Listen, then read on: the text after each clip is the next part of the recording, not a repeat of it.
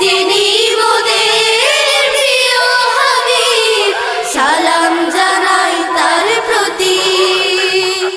সাল্লাল্লাহু আলাইহি ওয়াসাল্লাম, সাল্লাল্লাহু আলাইহি ওয়াসাল্লাম, দরুদ পড়ি তার প্রতি।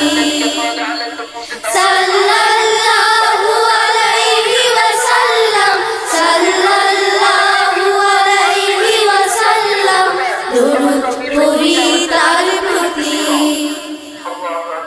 হেরা পর্বতের গুহায় পেলেন প্রিয় নবী মুহাম্মদ, মানবের শ্রেষ্ঠ উপহার। সেই উপহার পেয়ে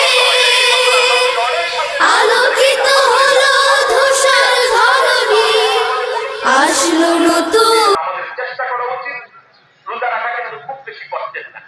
আমরা এই রমাদানে কিন্তু সেটা অনুধাবন করতে পেরেছি। কষ্ট হয়েছে খুব বেশি, তাই না? এই রমাদানে রোজা রাখতে খুব কষ্ট হয়েছে আপনাদের, কি বলেন? পিছনে বড় কষ্ট হয়েছে রোজা রাখতে অনেক। কথা বল।